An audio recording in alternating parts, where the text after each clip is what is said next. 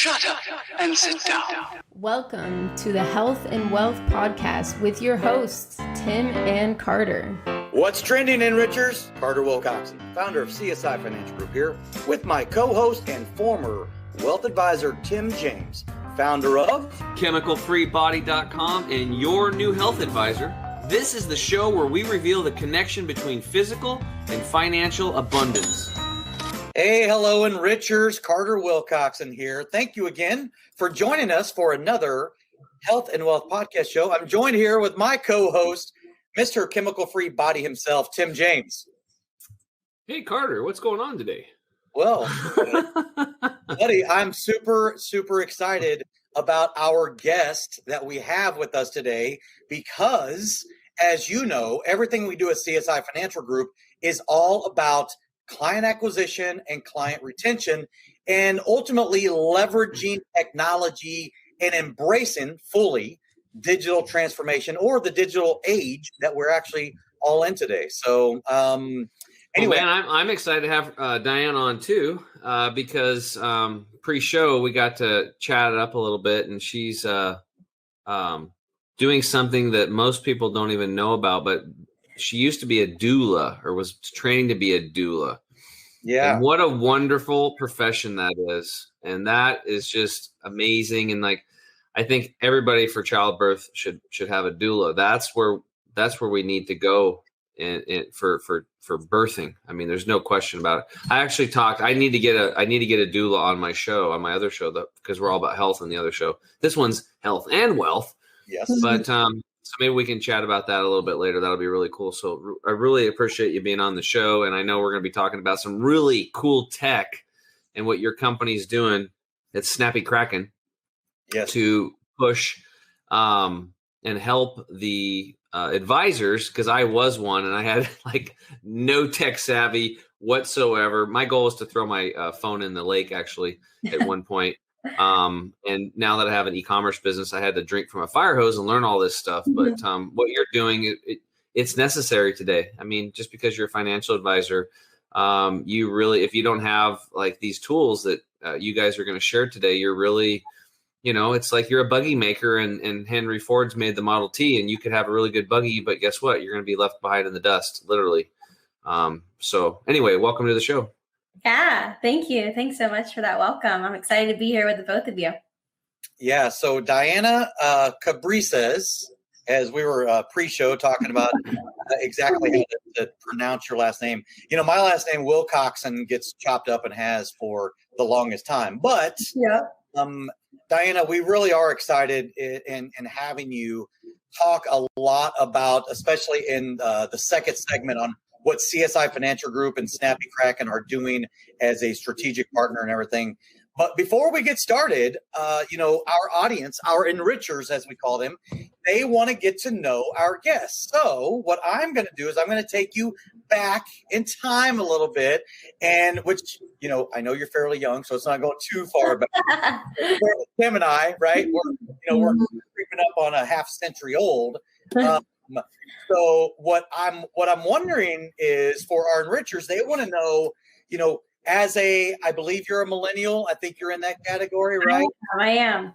Yeah. So proudly, of course. So why don't you share a little bit of, your story and your progress and how you ultimately ended up at Snappy Kraken? Is this something that, early on, I know I've got kids that are fairly young. They grew up with technology. They don't know any different but technology and everything. But talk a little bit about, what got you into, the technological realm, and then ultimately what got you to Snappy Kraken. Yeah, absolutely. So, I did grow up on the computer as a young girl, all throughout, my teenage years and before and beyond. It was like we always had a computer. And even from a young age, like I learned how to type really fast. I was always very much into technology.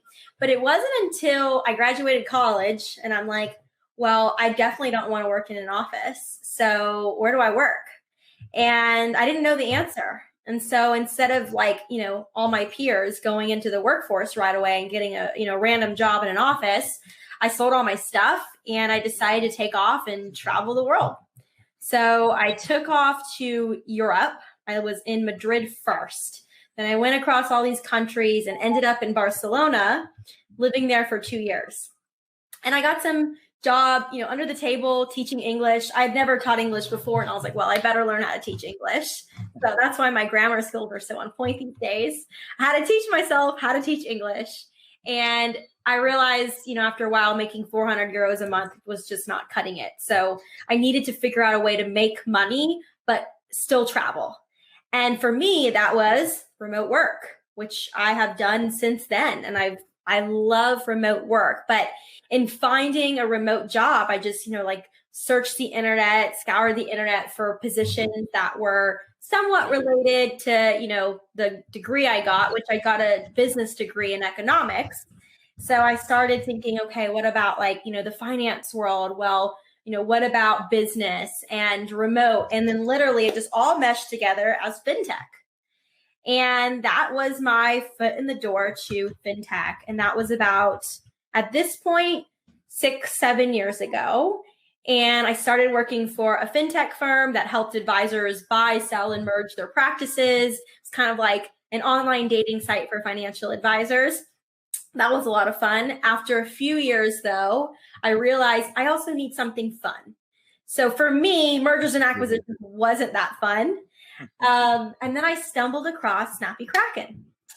And I found them at a conference. Actually, it was an inside retirement conference. And I was like, oh my God, their booth is rocking. And that is so my vibe and my style. So I ended up at Snappy Kraken, and that was 2 years ago. And now I'm loving it. I love everything we stand for, how much we help advisors, and how much fun you can really have in the world of sales and marketing. So that's a little background on me. I mean, we can go even further back if you want, Carter, but as far as fintech, that's where it starts. Yeah, no, and that makes sense. So I am interested. I have, fairly young kids, again, that I said have always had technology in their life and in their world and everything. They don't know any different. But even for most people, social media still is fairly new and young. Is that an avenue that you were attracted to with regard to getting your degree at? And I'm sorry, what college did you end up going to as well, if you don't mind talking a little bit about that? Totally, yeah. So I went to Georgia State University, Panther alumni, heart of downtown Atlanta. That was a lot of fun. And, really, yeah, social media was always pretty attractive to me. I love, getting online, being social, posting content. But I knew, because I didn't go down the marketing path with my degree, which is, what a lot of my friends did that have kind of a similar personality to me, very social, outgoing. I knew I'd have to learn this in the trenches, in the ropes with any sort of company that was willing to teach me. And it's so good that I did it that way, Carter, because you learn so much more just through practice when it comes to marketing. So the experts I get to work with at Snappy Kraken, they've just taught me so much along the way. But yeah, I'd say there was always an interest in social media, in connecting. I'm kind of one of those people that always likes to know what's going on in the world. And the best way for you to do that and know is to be connected online. Yeah, for sure. So I'm going to ask you, now that I know you went to Georgia State, I'm going to ask you, this will be sort of interesting, I think, depending on your answer, but how many times when you were in college did you visit varsity? That is so funny that you asked me, because I'm going to give you my honest answer. Okay. I never went to the varsity once. Wow. I was one of the different ones that just every time there was an opportunity to go, something came up and I just never went. I've certainly eaten the food, but I never sat at the restaurant. So maybe that wasn't the answer you were expecting, but no. I never went. What's interesting about that is that I've been to the varsity one time and that's all I needed. It's kind of like when I went to Rome, it's like, hey, that's 2,000 years old. Hey, this is 2,000, everything's ancient. I went to Rome one time and I'm like, all right, I can check that off the list. I don't know if I'll ever go back to Rome again. Now, I will tell you, not to take away from your segment here, but I will tell you that, Italy and Rome, not one and the same, right? There are amazing parts of Italy you can go to. And it's much like, now I've never been to New York City, but they say New York City, you've been there once. That's really all you need to do. I don't know if that's true or not, but it is interesting that going to the varsity one time was all that I needed. That's all you needed. You know, honestly, for me, in during those years in college, I spent a lot of my time, even though I was going to business school, reading health books. So like I had these big, thick, like naturopathic books. I had herb books so I could learn about herbalism. And I even worked in like health food shops selling supplements and herbs and tinctures and salves, all those great things. So I actually was a little bit more health conscious than my peers. So it wasn't like, yeah, let's go to the varsity. Didn't really excite me. It was like, oh my God, no, I'm going to like gain all this weight if I go there. So yeah, but it is delicious. Yeah. You know, our enrichers are probably sitting here right now, as is Tim, more than likely, like, what is the varsity? Like, what's the deal? Like, what's like, is this something that everybody else knows about and I don't know? So why don't you, since it was right down the road from you, why don't you talk a little bit about what the varsity is and what the specialty of them? Yeah. So essentially it's a hot dog, hamburger, French fry kind of joint, but it's special because it's been there for a really long time in downtown Atlanta. And you can get hot dogs that are covered in chili and cheese and all the calories that you need in a day in one meal. And people just rave about it. And you go and you get this hat, this paper white hat, and that's just, it makes it all special. I mean, there's a million really special places in Atlanta, but for some reason, when you hear Atlanta, you think about the Coke, factory, or, Coca-Cola being headquartered there. And then you think about the varsity. So if you've never been, definitely go. But I think, after that one visit, you'll be good. So it sounds like the varsity has very good marketing. Yes, they do. Exactly. That's what it comes down to. And that's what it boils about. You can't be a secret agent. You have to have really good marketing. Then you can be terrible at what you do and you still do well. Yep. And you get better faster because you have more clients and leads to work with. Exactly. Yeah, that's exactly right. Yeah. So, but there was, I'm assuming though, growing up and as you ended up, seeking out something, not that you're looking for fintech necessarily, but I would venture a guess that you were probably almost always headed down that sort of direction, like an area of marketing or sales. Because you are, you're outgoing. And what is your official title at Snappy Kraken? So I'm the vice president of enterprise development, which basically means I get to work really closely with all of our enterprise partners, including CSI Financial, and then also just, compliance, due diligence, making sure that we can really sell into the larger financial organizations in our industry, which is, it's a process in itself versus, selling directly to advisors, which is, in my opinion, a lot more fun, but I do love what I get to do. Yeah. So you ended up at Snappy Kraken. You were always going to be in technology one way or the other. Yes. And I know that we're going to be talking about your, going back a little bit further, and we talked about the doula thing. We're going to definitely be hitting that in segment number 3. But what was your attraction to, you were healthier than your peers were and everything? Was that just something that like you grew up with, that you were surrounded with that, and it was just sort of a natural progression and you followed suit? And talk a little bit about that.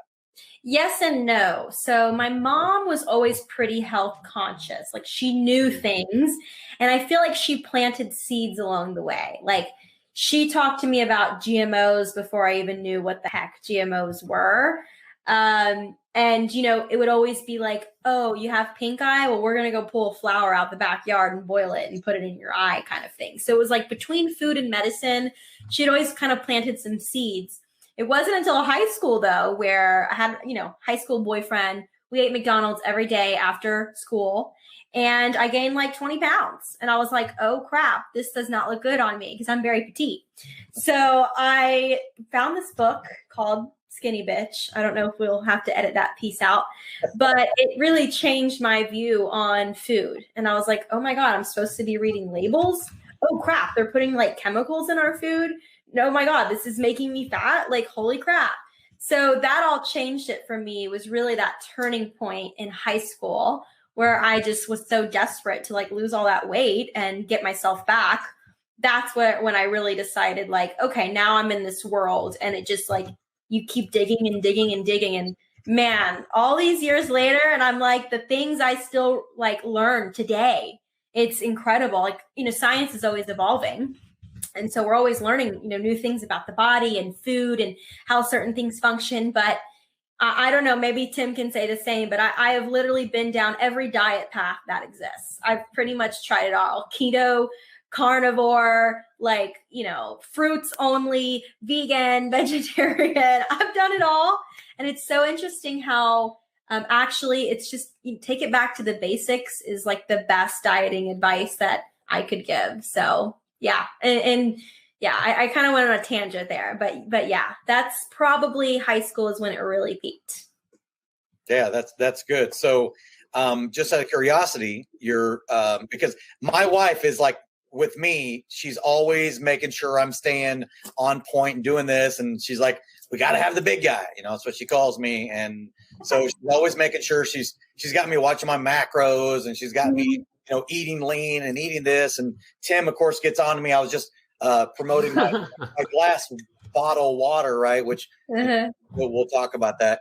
And glass is a huge addition for me. So I wanted to show him off my bottle that I'm drinking out of. But so did your boyfriend have any influence on you in a negative way, and then you helped him out, or I'm just wondering, like, is that something you did together? And because obviously you're probably, my guess is he was gaining weight too, because if you're eating McDonald's every day, is that something you started trying to trim the fat, so to speak, together? So it's funny, he wasn't gaining any weight. Yeah. Women, we struggle a little bit more in that department because we're so complex, hormonally speaking. But no, he didn't get on board. And that was the first time I realized that you cannot change a man. A man has to change himself. So that's when I learned that lesson in my life. Tim, is that true? Kind of. I also believe that you have to, change yourself, and then sometimes they'll see your changes and then they'll come along, or they might not. It depends, or they might come along later. Exactly. That's true. Yeah. He never came along, but we also broke up. So see ya. Yeah. Well, it wasn't a fit. Yeah. Well, I think it's a good time. Let's take a quick break. When we get back, let's get into Snappy Kraken and how everybody over at CSI Financial, why they're raving about it, and why you're here on the podcast with us today. We'll be right back. Are you concerned about being able to get all of your affairs in order during this trying time? Are you troubled by what would happen if you ever became incapacitated? Maybe you've been procrastinating in the past to address these issues, but now, more than ever before, you know just how important it is to get everything documented. Well, don't worry, because we can get you taken care of right from the comfort of your own home. Welcome to the revolutionary My Life Card Plan estate plan processing platform, home of the last estate plan you'll ever need. We are very pleased you are here, and rest assured, we can offer you a complete estate planning experience regardless of where in the 50 states you may live. Our unique transformational system combines efficiency, convenience, and professional support at levels you never thought possible for setting up your estate plan. Moreover, we will provide you with powerful, user-friendly dynamics that put you in total control of your plan throughout your lifetime. Call us today at 888-316-6040 or go to www.csifinancialgroup.com, and our team of specialists will be there to assist you every step of the way.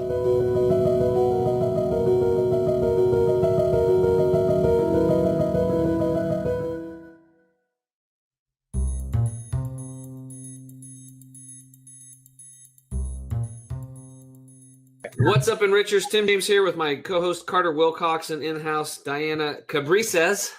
Woo. For those of you that are habla español, that's a Spanish name, beautiful name. We're glad to have you on today.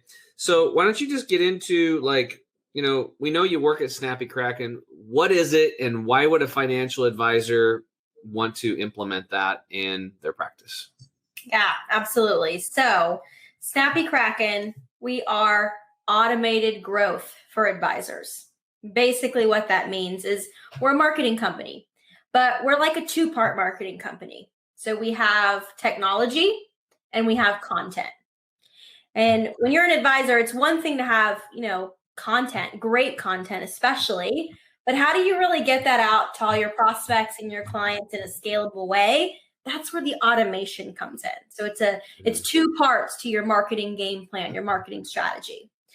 We actually create all of our content in-house. So that is where we are a bit different from most of the other marketing companies in this space that work with financial advisors directly. So we've got, subject matter experts that have, had years of experience in the industry. They've been advisors themselves. They've been advertising principals themselves, all across the board, super robust. Designers, copywriters, market researchers. And we take content and we build it every single month for our advisors. In fact, we spend about 100 hours on average on just one marketing campaign, because these are designed to really run for 3, 4, 8, 12 weeks long. So we're building the content, we test it, we put it through split testing groups, and then we put it into the hands of the advisor. Then they utilize our technology to actually automate all that content, prospects, clients. And what we really like to help them focus on is an actual strategy. That's probably the third piece of what makes a marketing program successful. Content, automation, but you really need strategy. Mm-hmm. So we have this framework that we've developed. It's called the Cold to Gold framework. And essentially what that is, online, digitally speaking, how do you take a complete stranger who just learned about your firm, maybe through social or a paid ad, to, oh my gosh, I'm a raving fan of you, I'm a client, and I'm referring business back to you. There's about 5 to 6 steps within, we call them phases, of that journey for your clients, for your buyers. So we're building content for those stages, and we really help our advisors every single month make sure they're pushing their leads, nurturing their prospects, engaging their clients, all through that framework. We started back in 2016. At this point, we're a mature startup. We're growing super fast. And what's really exciting to share is we just secured our Series A funding round of $6 million. So we are skyrocketing right now, top ranked, and super excited to partner with CSI Financial. So as are we. And Tim, you've been my co-host on here, and you've been hearing about CSI Financial Group for 8 months. I know we go way back before we even decided to start our own podcast together. But the one thing, the theme along the way has always been staying laser focused on client acquisition for our advisor partners, because in our space, predominantly, the way that advisors are engaged, it's usually talking about a product, sell my product. Well, guess what? Your prospects or your clients, that's the low bar. They already know you got products to sell them. That's not anything new under the sun. And just because it's a little bit of a twist in the widget or whatever, that's one thing. But it's that continuous, flow of information and delivering value every chance that they get. Our entire infrastructure and our foundational approach is estate planning. And that's something that I know that most advisors don't even deal in, which is why we bet the farm on delivering everything. We're estate planning and having a solution, not just the problem. It's one thing to have a problem. It's another thing to actually have a solution. So Tim, you've really seen the different vendors that we've had come on here, different advisor partners that come on here and everything. And the theme over and over and over again is how do you continually stay in front of, acquire clients, and then ultimately nurture them. When I found Snappy Kraken, I was like, it's turnkey. Like for me, that was easy. Hitting the easy button. Like, this is exactly what I've been looking for. And whenever I met, let's name drop Michael Guido, He was the very first person that I first started talking to. I'm like, well, how can we partner together? And then he goes, oh, I got a great team. You know, I'll introduce you to Rosalie and Diana and yada, yada, yada. And then here we are. We just did our very first launch, the Cold to Gold launch with our advisor partner network just last week. And then during that presentation or before we decided to do that presentation, I said, hey, Diana, I said, would you be interested in being a guest on my podcast? He's like, oh, you have a podcast. So anyway, it was one of those things. It was just such a perfect fit. Snappy Kraken, the philosophical alignment for what we're trying to accomplish it really was for me like hitting the easy button. So for all of you enrichers that are out there that are listening, you know, if you want to get more information, I know that we will make sure in our descriptives, if you will, when we launch this officially, we'll make sure that we have the landing page that allows you to go there to learn more about Snappy Kraken. So I know I said just a whole bunch right there, Diana, but I have to tell you, it has been, for me, it was a godsend because I was trying to create a bunch of these things myself because I know that you need to leverage, you know, technology, but you have to have a process and everything that it does. And that's the part for me that I was super encouraged by and compelled me to try to find an enterprise agreement with Snappy Kraken. Yeah, Carter, I love your enthusiasm. We need you on our website, I swear. But you're exactly right. Like so many of the advisors that have come to us, we can pretty much like categorize them in 3 buckets, right? Either they've never done any online marketing and they have no idea where to start, or they have done marketing, but they've just tried building things themselves. They spend tons of money in different tools because you need like a bunch of different tools to do what we do. You really need a 6-person marketing team to do what we do full time. Wasted lots of money. They've been promised, you know, silver bullets for marketing programs. That just doesn't exist. Marketing is a long game. Or they've used content that just, it's not strategic. It's not visually appealing. It's not engaging, and they don't get any responses. It's like crickets. And they're like, yo, I'm using content that's bland, it's canned, and I'm getting ignored. And so we just say, hey, like we've built an entire program around these pain points. But for some advisors, it's just, you know, it's almost like, wow, well, this sounds too good to be true. Well, what do I really have to do to make this work? And it's like, maybe it is too good to be true in your eyes, but we just need you to commit a little time. You know, put in that 1 hour a month, you will be successful with our program. We are so big on data at Snappy Kraken. I mentioned it earlier. All of our campaigns, we take them, we look at the data, we publish a report with that data every single year. It's our State of Digital Marketing report. And in our latest report for 2021, we found that you're not going to get at least 30% of the conversions that you could get from a piece of content on that first send. You've got to keep following up and sending and sending and sending, but you can't make it look generic. So how do you actually do that as an advisor on your own? That would take hours and hours every single week, every single day to actually do that. And they're not doing that. So yeah, I agree with you. It's a turnkey system. You've just got to commit a little bit of time, but everything that you would need there, from hiring a full-blown team, is already there in our software, and we're competitively priced. You know, obviously being with CSI, you can get a better price, but I'm just as enthusiastic about it as you are, Carter. Well, that's awesome. And again, whenever we spoke, you know, originally, and then when we had our 10-minute before we did our live Cold to Gold, you know, last week, I was just like, I was excited about you being on my podcast. I'm like, let's piggyback off of that webinar that we had that was fairly well attended. And I think that you were impressed with that.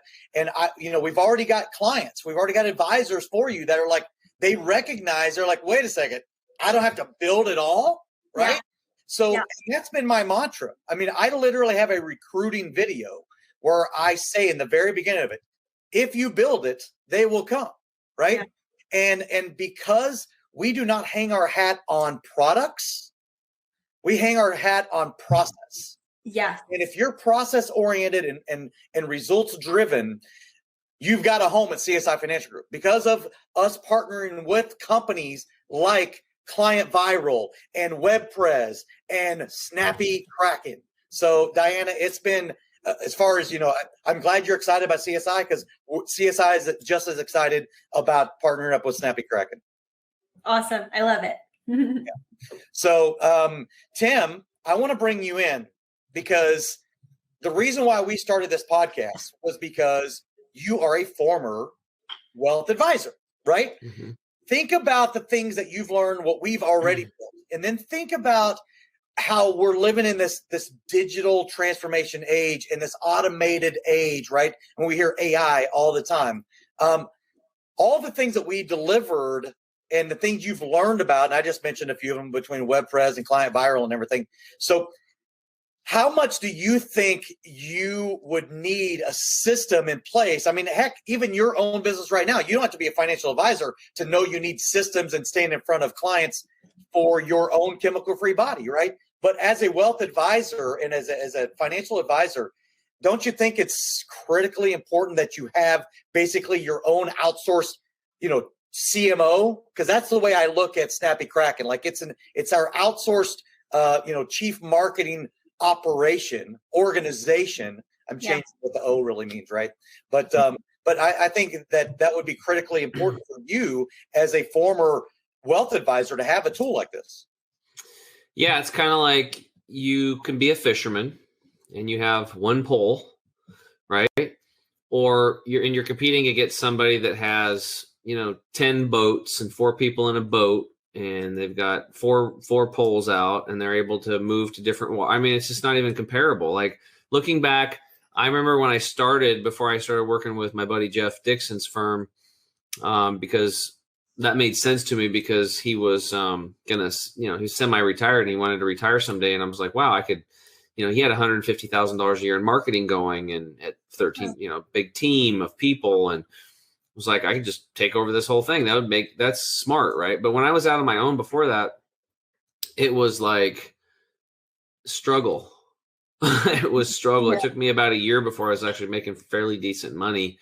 And I had like no systems. It was just me and a phone basically, and calling through contacts and, cold calling basically, and social media.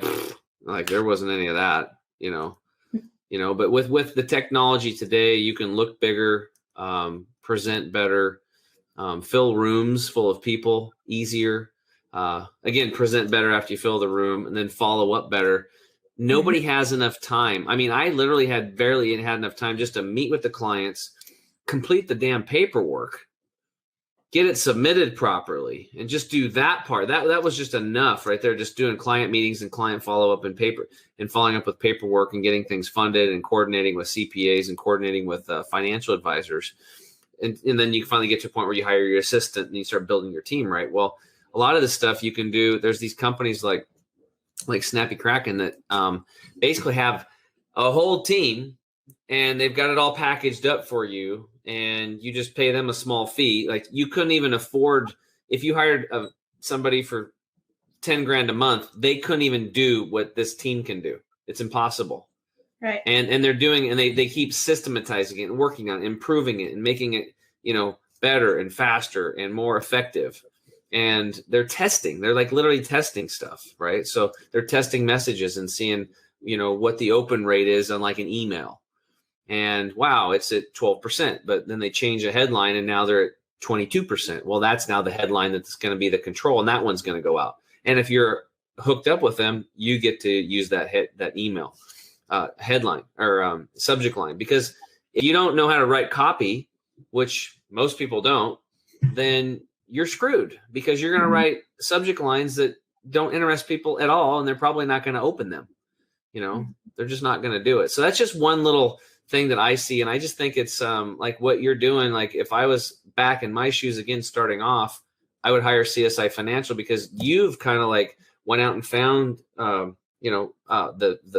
Snappy Krakens of the world, and, everybody, and put them all under one place and made it really easy for people just to plug and play. Yeah. That was always the game plan, right? So we had to, well, I mean, and here's the thing, and I probably don't say this enough on the podcast. I say it ad nauseum around here. But as I'm talking to an advisor, what I need them to get to know and understand, and Diana, you sort of alluded to this, and maybe you can talk a little bit about, your founder, Mr. Sophia over there a little bit, but I've been in your shoes, right? I've been an independent financial advisor out there in my space, the IMO recruiting space, where we recruit, advisors to come in and, piggyback and hit your star to our wagon, so to speak. I knew what was missing. I knew what was lacking because I had sat across the table from Mr. and Mrs. Jones, and I knew how critically important it was to, be different. So when I started CSI Financial Group, I had my 3 things that I wanted to do different than anybody else, right? Number 1, elevate the client experience. That was critically important. Now, when I'm talking about the client, because we're so laser focused working with advisors and growing their practice, I'm not talking about the advisor. I'm talking about the advisor's clients. So elevate the client experience. Number 2, create what I call professional contrast or a differentiator, right? What makes you different? Your clients already expect you to sell them something, or prospects, they know you're trying to sell them something. So what makes you different? What's that professional contrast? And then number 3, all the tools that we've delivered, Snappy Kraken being one of them, which is why I tell my advisors, careful what you wish for. If done properly, you are going to, number 3, competitor proof those ideal clients. They're going to be yours in perpetuity. So you might want to make sure you're a little bit more selective than what you normally are, because if you're just a transactional advisor, you're just trying to get your pound of flesh. We want to have the transformational advisors who are trying to really grow a practice to be planners, not just advisors. So anyway, I know we're coming up on a well, hey, Carter, let me share something really quick, because I had an email in my inbox from a credit union that I work with. Well, I have some accounts with them for another business, and it said upcoming workshops from Clackamas, right? It's Clackamas Federal Credit Union. Okay, well, that's not the most appealing head subject line, but I probably was going to log in to hit unsubscribe. Anyway, it says our workshops are designed to help you grow your financial knowledge in a range of areas, and our next workshops are coming up. Click the links below to learn more about each workshop and register to attend today. Number 1, estate planning, virtual workshop, Thursday, May 27th. Number 2 workshop, how to manage debt, virtual workshop. So if you're a financial advisor and you're not in family succession planning, AKA estate planning, that confuses everybody, and you're missing out on the boat, because even the damn local credit unions are doing it. Oh, yeah. So it's out there. Yep. And we've got all the tools and all the solutions, and Snappy Kraken has been a phenomenal addition to adding the arrows in our quiver that we need. Okay. Now I'm going to hit unsubscribe. So what were you saying, bud? You were saying something? No. I was just saying that I know that we're getting ready to come up against a hard break and everything for our next segment. But, Diana, before we because we got the health side that we're getting into next. But, for those advisors that are out there that are wondering about where do they go, there's so many choices to choose from. What is it that Snappy Kraken is doing? I mean, you heard me talk about it, but Snappy Kraken is excited to be partnered with CSI Financial Group because you don't have to be an expert marketer to do marketing well with Snappy Kraken. That's where a lot of advisors, they don't come to a decision. They see the other tools in the industry, and there's so much customization. It's too much customization. Then you're over customizing, and then you're losing the results, just like Tim just shared. We're already doing all the testing work for you. So you don't have to be an expert marketer. It's really actually not that hard. With Snappy Kraken, you get a whole team of success managers who are essentially marketing consultants by your side included, booking one-on-one calls with them, tuning into live workshops that we're hosting every single week.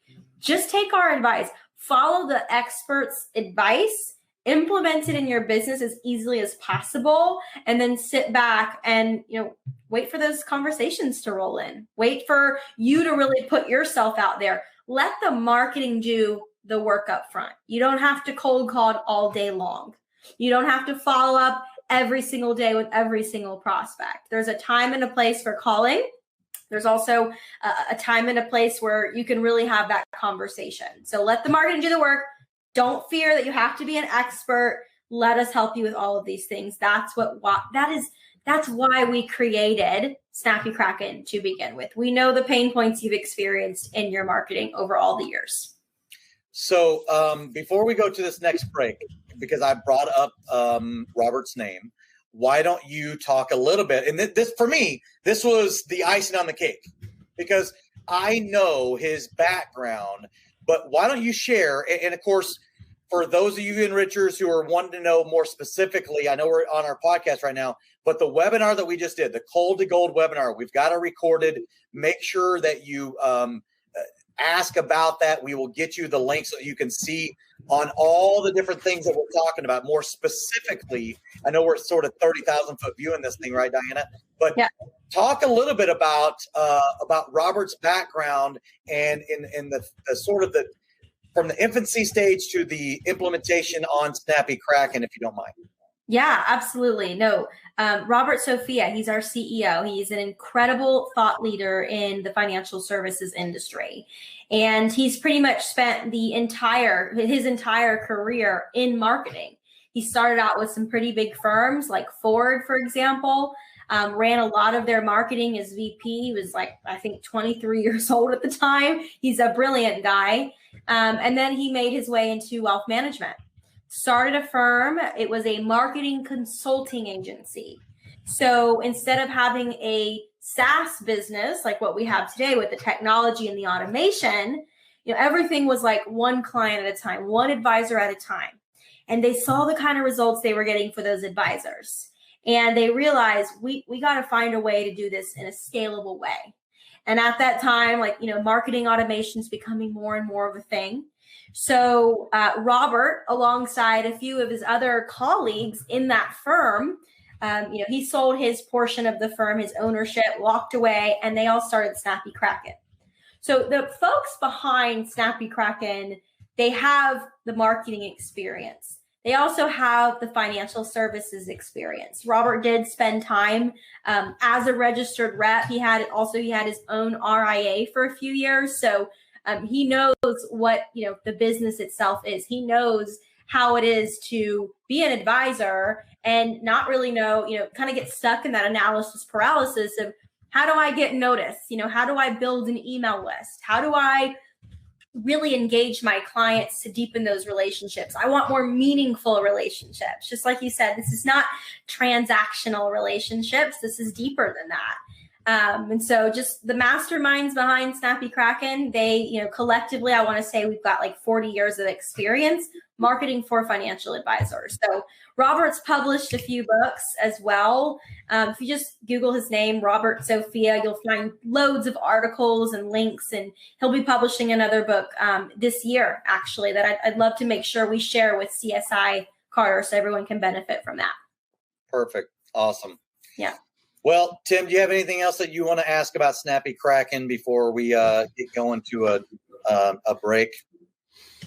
No, I just think that, people should check it out, and probably, the way I always looked at things when I was a financial advisor was, test things out for 90 days and see if it's a fit. And just to clear things up, if you're not a tech guy, when she was mentioning SaaS software, that means sold as a software, SaaS, sold as a software. So what that means is that if you have a website or whatever, if you're a technical person, maybe you have WordPress as an example, it's not like a plugin that you're going to add to your site and slow your site down. It's a separate environment. You pay a monthly access fee, and then you get access to the whole team, all the services, everything. And that's kind of the way a lot of the good technology is going. I like the SaaS softwares because it doesn't bog down my site. And for me, because I have an e-commerce site, I don't want it to slow things down. But anyway, that's about all I got to say for that. So what we'll do is we'll take a quick break, and when we get back, we're going to let Diana ask me any question about health. We'll be right back.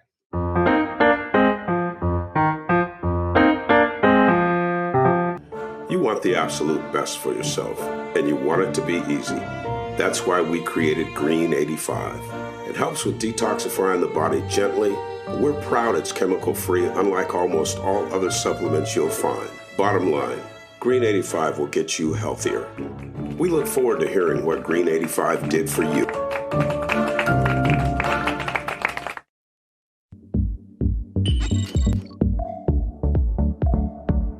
To get this product and our other amazing products, go to chemicalfreebody.com. That's chemicalfreebody.com.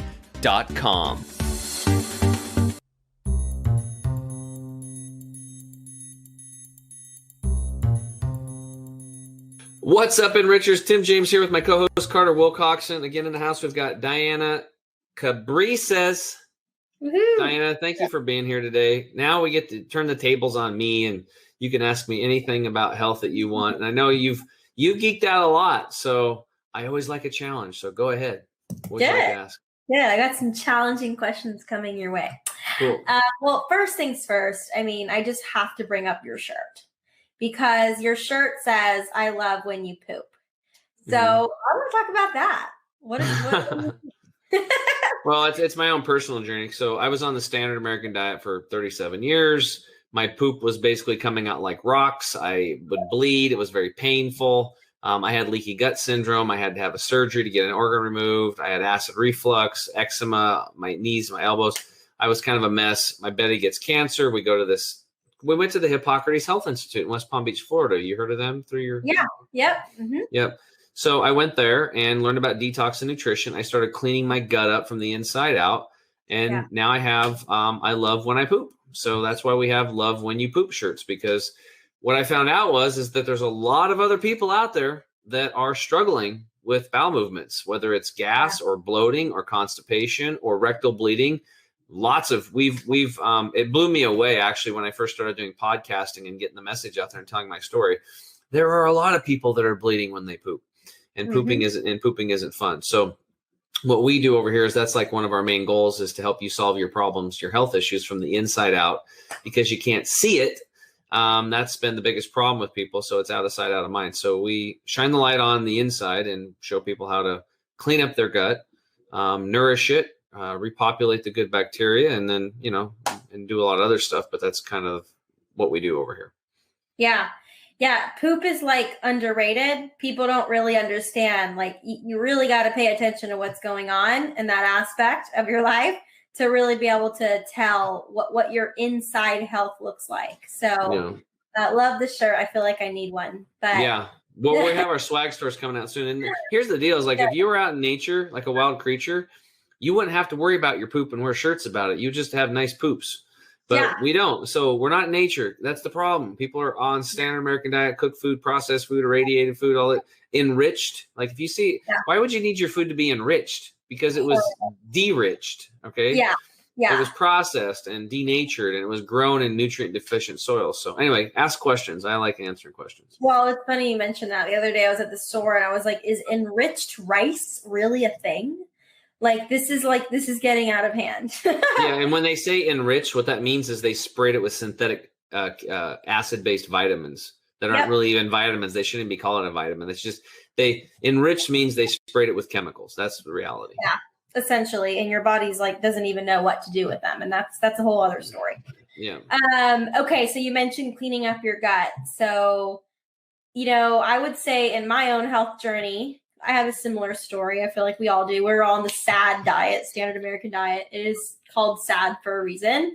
I have found there's people who will really rave about animal foods healing their gut. And then there's people who will rave that plant foods really heal their gut. So I'm just curious because I don't think there's ever a one size fits all approach.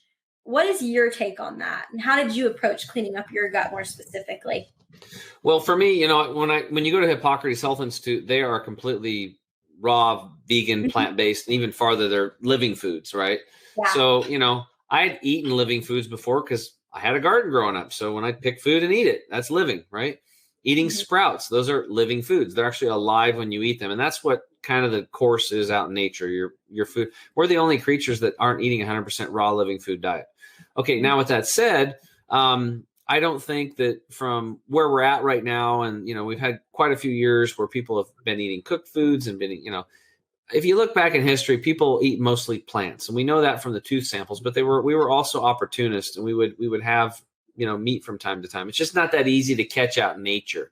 Right. So if you've never been a hunter or a fisherman, you go out and do it. I mean, some of us have, you know, a better affinity for it. We've done it longer, but it's not that easy. And think about it. Take away the guns, take away the bow and arrows, and you got rocks and sticks. It's a little bit harder to catch stuff. They're fast, and they can hear better, and they can see better, and they can smell better than you. So they're gone. Right. So animals are pretty smart.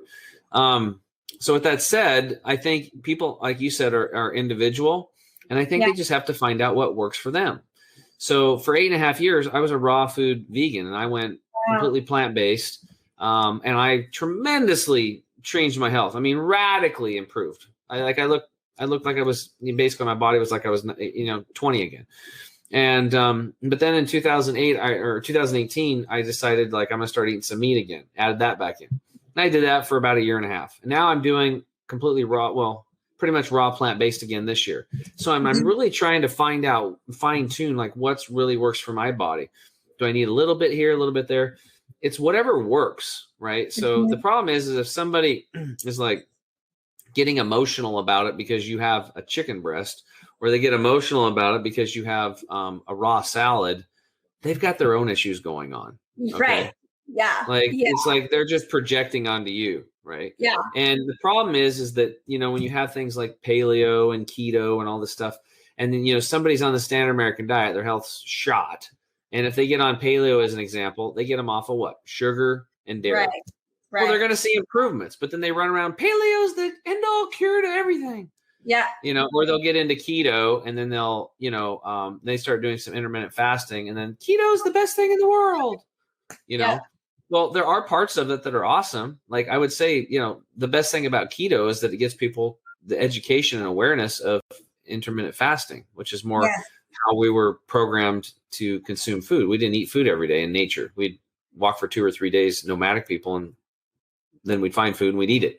One food, right? Or if somebody says paleo, what do you like about paleo? I'm like, well, they get people off of dairy and sugar. Of course you're going to get better. So I didn't stop there though. I kept looking. So people just have to be open-minded. Just because you tried one thing and got you to one level, and that one level might work for you for a while. Maybe it works for 2, 3, 4, 5, 10 years, but all of a sudden it doesn't work anymore. Right. So maybe that change got you to a level and it works for a while or whatever. And then maybe you need to make another change, and so it's a constant like evolution. You got to be kind of like seeing what works for you and really internalizing, because we are all individual.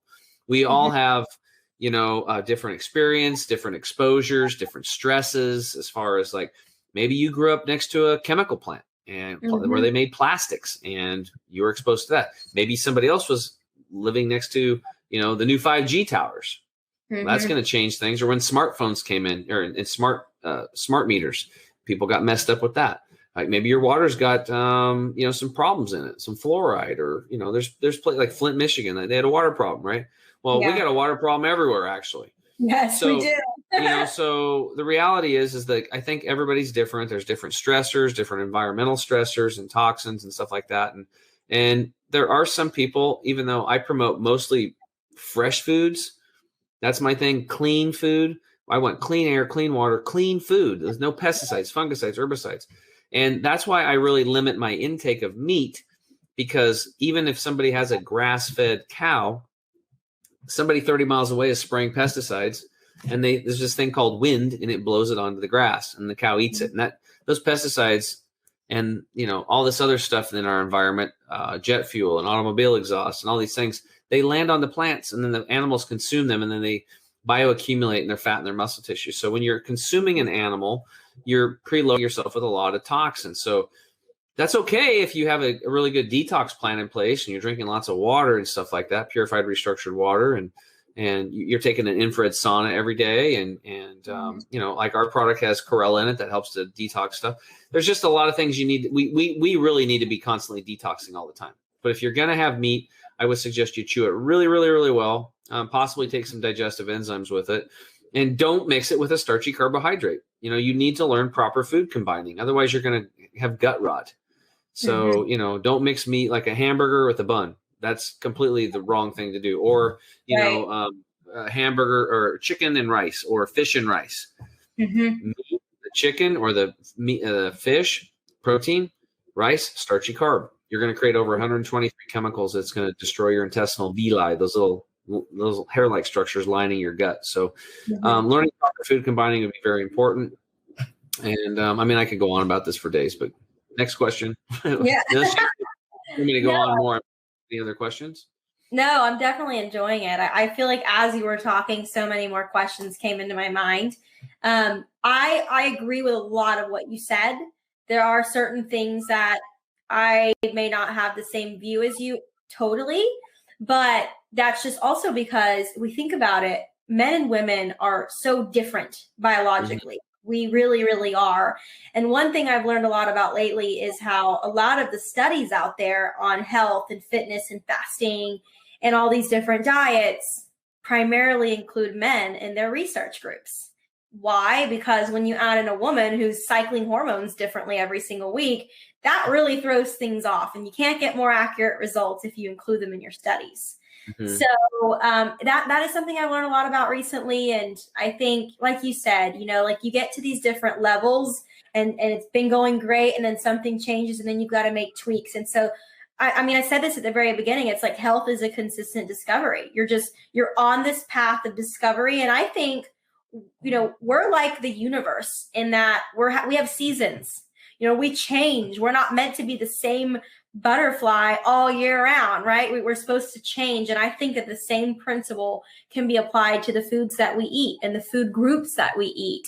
It's always changing. So what works for me right now, it may not work for me in 5 years, maybe after I have a baby or something like that, So on the baby topic, of course, I know we talked a little bit about the doula stuff, but even then, that's when I really started understanding, for women specifically, some animal foods are really powerful to nurture and repair tissue, especially after giving birth. But last question I'd say I have for you is, since you talked a lot about like raw foods and stuff, are you pro smoothie or pro juice or both? Well, sure. So if somebody's going to do a juice, I recommend, vegetable juices, just simply because the high sugar content, like people don't realize, like carrot juice, a quart of carrot juice has a cup to a cup and a half of sugar in it. And same thing with beets. Beets are really good for you. They're awesome. We put our athletes on beet powders and stuff like that, and we add that in for sure. It's just moderation. You think about it, like in nature, what would you do? Right. Well, I would eat an orange in nature. I'm like, okay, but is that orange actually from nature? Do you know that? And they're like, huh? Because a lot of the fruits they've been hybrid. Fruits have been hybrid. They're 10 to 50 times sweeter than their origins from nature. And a lot of the fruits that we eat didn't even exist. They took this with that. They took an orange and mixed it with a tangerine or something, and they come up with something else, right? Yeah. And it's like some of this stuff, the fruit that we're eating today, it's not even natural. So as soon as you get off that natural path, that's where the problems begin. So for fruit juices, I would say, holidays, parties, birthdays, knock yourself out. But it's not something you don't have in a glass of orange juice every morning just because they push that crap. Because it's going to destroy your body. Highly acid, full of sugar, and the fiber's been ripped out. Number 2, the smoothies. Sure. Yeah, we teach smoothies, but we make them healthy. So, I use a base like avocado can be really good. And then, we stay away from protein powders. Yeah. And those are just, even with the plant-based ones, a lot of them, they're not sprouted, they're not fermented. And then we have we're running into a lot of heavy metal issues in these plant-based proteins. And man, heavy metals don't do you a lot of good. We can get some real heavy metals in the body, like cognitive issues and birth defects and all kinds of problems like that. So make a smoothie. But And also proper food combining. If I'm making a smoothie, it would be a vegetable smoothie or it would be a fruit, but you can't mix the two. Now, the good thing about avocados is that avocados go both ways. They're a fruit vegetable, so you can have them with your cucumber and your celery, or you can have them with, and I would say berries. If you're going to do fruit, I would do berries. They're lower in sugar and they're higher in antioxidants and nutrients that way. So always go to berries if you want to do fruit. If you're an Olympic level athlete, you're triathlete, you're really working hard, then yeah, you can throw some bananas in there. But man, bananas and dried fruit are just full of sugar. Yeah, they are loaded with sugar. And if you have any disease, if you're on medications or you're wanting to lose weight, you're not feeling good, you're having trouble sleeping, bananas are just too much sugar. Again, once in a while, birthday, you have a banana split or something, but you're going to pay the price tomorrow. You could have headaches, and it's like throwing gasoline on a bonfire of health. Whatever issues you have when you put sugar, it's like throwing gasoline on a bonfire. So sugar is just really, really, it's tough on the body. It's funny because you say that like you're going to suffer tomorrow. I think a lot of us struggle when we're trying to choose what to eat in the moment. It's just all about like instant gratification. Like I need something right now. I want something good. Never thinking about the future, which is tomorrow and the next day and the next day, and how that really impacts your health. And we do that a lot in life too. I mean, fitness goals, like I want to get fit and I want to get fit right now, or I want a lot of money and I want it right now. It's all the same principles around instant gratification. It's like you've literally got to keep your mindset on what's going to happen in the future with these actions right now. So I try to incorporate that in my own diet when I'm making choices, and it's not always easy. I mean, we're not perfect. But yeah, I think I like that you shared that. Cool. Well, let's talk about the doula deal. Can you explain to people what that is? Yeah, I can. So, and most people don't know. So a doula is an important piece or part of your birth team. So if you're a woman and you're listening to this, when you give birth, it's, normal to have a doctor who's going to physically help you deliver that baby. It's normal to have a partner. Some cases it's not. We don't always, have partners with us. But if you do have a partner, that would be considered part of your birth team. They're supposed to be there with you. They support you through your pregnancy in some ways or the other. Maybe it's bringing you food or taking care of the animals or your other children that you might have. All those things are support. But what about when your doctor's not there and when your partner's tired or your partner needs a break too? Like, who's there to support you? And that's really what a doula is there for. So it's the other essential component of your birth team.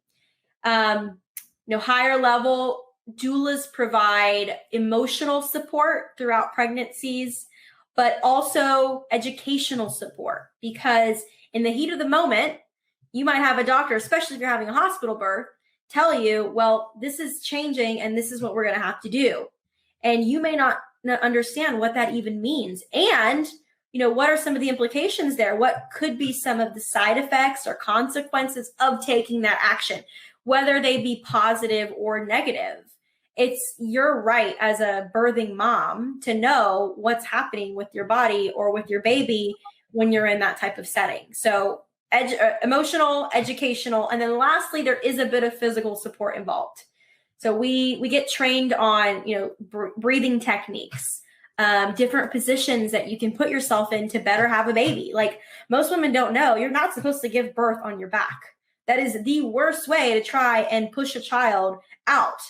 You're supposed to actually be on all fours or in a different kind of position, because that really, really opens up your pelvis area, your pelvic bone. Yeah, I was going to bring that up because they put you in a hospital on your back in stirrups. It's like the worst position ever. Yeah. It's the same thing like pooping on a toilet. Toilets are insanely stupid. Like they don't even make sense. People over in Japan come over in the airports and they like stand on the toilets and then squat. And people don't realize, like, when you, just as an example, and you can explain this on the birthing for the doula stuff, but like when you poop and you're on a toilet, your colon's not lined up. It's at an angle. So simply by putting some phone books down, or these things called squatty potties or life steps, a couple names of these companies, they put your knees in the proper position. Because think about it. If you're going to go poop out in the woods, is there a toilet? No, you're going to bend down. You're going to squat down. That's how the body's designed. And you're going to be able to poop naturally. when you sit on a toilet, you slow down your poop times like 50%. And this leads to, people with hemorrhoids know this, like it's even more painful. And this pooping on a toilet leads to colon cancer. Okay. So and people are like, what? But some people dismiss this type of stuff, but it's like, no, it's not natural. What would you do in nature? You would squat. So what would you do in nature to have a baby? Yeah, you would squat. You would literally You would squat. You would squat. Yeah, You would squat down like you're going to the bathroom, and you'd have your baby. Yeah, that is the most natural way to give birth. Now, does that mean you have to give birth that way? Not always. Like, depending on your physical strength, you might not be able to. But the good news is there are even still ways on a birth bed, if you're in the hospital, to move, to raise your legs, to use certain tools like birthing balls or peanut balls to really like open up that pelvis area and have a better birth. And, women who've birthed on their backs, it's unfortunate that a lot of them have dealt with tearing down there. And it's not a fun situation. I've seen a lot of moms suffer. And then a lot of women don't even understand that, while I'm not saying in any way it's not a good thing to have a hospital birth, because some women just need it, they're higher risk. And you just, if you feel better in that like type of environment, good for you. But some women don't even understand or know that prior to hospital birthing, which started 100 years ago, women birthed in a circle of women. We were at home and we had our aunt, our sister, our female cousin there, all there around you, supporting you, your mom through your birth. And that was your real birth team. So yeah, I could go on and on. I mean, there's so many little interesting things that you learn when you go through this doula training, but the births that I have been part of, it's always the same. It's like the husband is coming up to me like, oh my God, I couldn't have done any of this without you. Even the doctors and nurses for the hospital settings, they've even been appreciative because they also can't be in the room all the time. So overall, just makes for such a more peaceful as birthing can be. And that's the key word right there, is peaceful. Yeah, because when you in the hospital environments, it creates anxiety and stress. So you actually go into fight or flight mode. This is the sympathetic nervous system. This is not a place to be for trying to have a baby at all. Because it's really damaging on the child. It is, and it floods your body with the stress hormones, which don't allow for the positive hormones, the oxy hormones, to really flood out the oxytocin and create pain blockage. Exactly. So you're increasing the pain. Yeah. Yeah. So the pain's actually caused by the anxiety and the nervousness and the fear that's bred into you. And it's like they scare you. Like, if this doesn't, you're not here, your child could die. And then it's like it's always fear-based, fear-mongering. And like, think about it. And then just give me an epidural, right? Put these toxins into me and my child now, right? You have your own natural blockers. You need to be, if you're in a relaxed, stressless environment, you have all these people that love you around you, you're going to have a wonderful birth. It'd probably be pretty much pain-free, and the child's going to have a better chance, and no tearing, right? Right. Everything's just going to be better. Everything always goes back to nature. We're just so far off on all this stuff. And people go, well, back in the day, all the, grandpa and grandma, great-great-great-grandma had 10 kids because only 2 would live. Well, that's because they had unsanitary living conditions. So we've got that part handled. Got that part down, right? So let's just get rid of the stress, get back to nature. And if we need it, we've got advanced prenatal care to help out. So, I mean, today we should be doing really well, but unfortunately right now we are sucking as a nation as far as child birthing health and death statistics and stuff like that. It's unfortunate. Yeah, it's pretty high for such a developed nation. Yeah. Yeah. Okay. Any other last questions for me? Anything cool? Yeah. Stumpers. You got any stumpers? Any stumpers? Well, I would say, what is your take? Because you are so in the raw vegan living foods world, which I really admire and respect. What is your take on? There's this big trend lately. You've likely heard of it. You've probably been part of it. But there's this guy. His name is Medical Medium, and he's published a lot of books and information on celery juicing. So I'm curious if you've ever done any celery juicing, what your take is on that, if it's part of your ritual, because some people, they literally swear by it. Yeah, yeah, I've known about that even before I think that guy was doing it. They've been at the Hippocrates Health Institute in like the 1960s. They're the ones that developed the green juice and the green drinks. They like literally invented this stuff. So their methodology, what they have at the Institute, when you go there, if you go do their educational courses, go through the clinic and all that stuff like we did, it's 25% cucumber juice, 25% celery juice, 25% sunflower sprout juice, and 25% pea sprout juice. So 50% of that juice is living when they juice it. So it's a living juice. Now, the reason they put the celery in there is because the celery is this wonderful organic sodium. It's unbelievable. And it works like an antiseptic in the lymphatic system. So especially in the beginning, when you have somebody like me that goes there and my body is rough, like it's messed up, and I'm full of acid, and I have a low oxygen environment, and I've got lots of harmful pathogens in my body, like viruses and bacteria, mold, which is a massive problem today, yeast, fungus, parasites, mutagens, cancer. All these things are in your body, and these little buggers are consuming your food and your drinks, and they're urinating and defecating in you and perpetuating more and more of the same, more acid, more low oxygen environment. So when you start cleaning all this stuff out in your lymphatic system, which is your garbage removal system, the celery juice lends a little assistance to that, because it's this natural sodium that gets in there, and it's like this antiseptic. So I think it's very important. It's very powerful, and that's why it works so well. And I think that's why he's gotten, he promotes it, because it's very powerful. Yeah. So would you say then no celery juice on its own? You should really be combining. No, you could do that too. And sometimes in the wintertime, cucumbers are $2.99 a pound, where you can still get celery for $1.49. Right. Well, the juicing's getting a little too expensive for you, then just do all celery. It's cheaper. Yeah. Right? Got it. But we need to really go back. I'll give you a few little tips here. Hopefully you'll like these. Number one, indigenous people. The people that are really healthy today are still eating over 100 varieties of foods.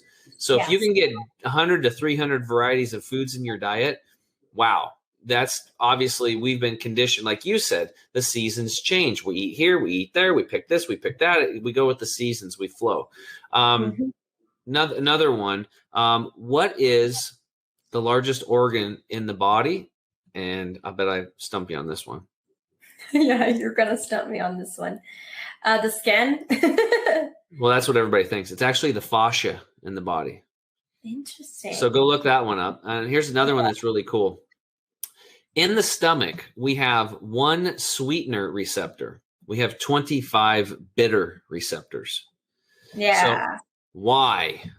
Well, because that's what we've been programmed to eat. So what does that mean? We need to eat things that are more bitter, like dandelion. That's one of the main ingredients in our green juice formula is a dandelion leaf extract. So bitters, get into bitters. That's actually something we're looking into now, formulating and creating a new bitters product, because a lot of them have alcohol in them. And I would like to get one without alcohol because it burns in your mouth, right? Yeah. So anyway, those are a few things. Love it. I love geeking out on this stuff. So me too. Could really keep going. Yeah. Well, hey, if you guys don't mind, because you've taken, this full segment, it was awesome every single time. This is the reason why, Diana, that I wanted to partner up as a co-host with Tim James, because he's just a wealth of knowledge. And every single time that we have a guest on here, I learned something new, right? So I was like, hey, let's do this thing together, and it'll be a lot of fun. And, this is a perfect example of why our enrichers need to make sure that they like, share, and subscribe to the Health and Wealth Podcast Show, and make sure that whatever you do, you go to our official website, the healthandwealthpodcastshow.com, to get all of these wonderful episodes. Diana, it was fantastic having you on today. I want to go ahead, and since you guys are talking about it, made me think about this. I'm going to share with both of you on here, and enrichers, you're going to learn a little bit about Carter Wilcoxon right now. I was born at home. Wow. And you made it. Your Finally made it. Yes, great. You're here. So that's a little bit of inside skinny about myself, but we were talking about, doulas, and it was interesting. One of my very dear friends, a couple, another couple friends of ours that live in the same neighborhood, she just had a home water birth at home. And it was awesome. And her birthday was actually yesterday. And anyway, it's just, I love that it feels like maybe we're coming back around full circle on understanding. There's so much knowledge that's out there that's available for us if we're just willing to learn about that. And that's what we want to deliver here on our podcast is things like this that we're talking about. And Diana, I thought it was awesome whenever I told you about it. You're like, oh, I was all about, wealth and I'm all about health and everything. And I would love to be able to be on your show. So thank you for being on our Health and Wealth podcast show and delivering such wonderful health side of the equation. But on the wealth side, let's not forget Snappy Kraken and our strategic partner that we have decided to partner up with to help everybody in all of these different aspects. And thank you so much for having me. This has been fabulous. Love chatting with the both of you. These are like the two sides of really who I am. I am health and I am wealth. So this is great. Carter, did you also want to maybe share how can people find out about Snappy Kraken that are affiliated with you to potentially learn a little bit more and get a discount? Yeah, absolutely. So we will make sure in the description when we launch this, we're going to have our landing page that Snappy Kraken has created for CSI advisor partners, as we call you. You'll get a chance to get in there and get to find out, schedule a demo, find out all about Snappy Kraken, how it can be able to help you. But if you're a CSI Financial Group advisor, you are automatically going to get a 20% discount on the normal rate. The pricing is transparent. It's right there on the page. You're going to get to learn on why adding Snappy Kraken to your business model is necessary because you're trying to differentiate yourself. We've partnered up with Snappy Kraken. You're going to be able to find all that information out on the landing page in the description of our launch that's officially coming out this week. So, Diana, we are super pleased that you were able to be on here as our guest today. Enrichers, listen up. Another wonderful show that we had today. Make sure to like, share, and subscribe. You can find us on Apple Podcasts, Stitcher, and Spotify. For my co-host, Mr. Chemical Free Body, Tim James himself, and our wonderful guest today, thank you so much, Diana Cabrices. And thank you for pronouncing or helping us be able to pronounce that properly. So make sure to come back and see us again next week on the Health and Wealth Podcast Show. I'm Carter Wilcoxon, your co-host, CSI Financial Group, advisor, partner, platform architect, and the CEO and founder of CSI Financial Group. Thank you all for joining us again today, and have a fantastic rest of your week. Thank you, everybody. Hey, Enrichers. Thanks for tuning in to another episode of the Health and Wealth Podcast. I'm your host, Carter Wilcoxon. And I'm your host, Tim James. And by God, we are committed to helping you guys have fat wallets, flat bellies. So tune in again for another episode and make sure to like, share, and drink a lot of water. Or beer. You have just listened to the Health and Wealth Podcast with Carter and Tim.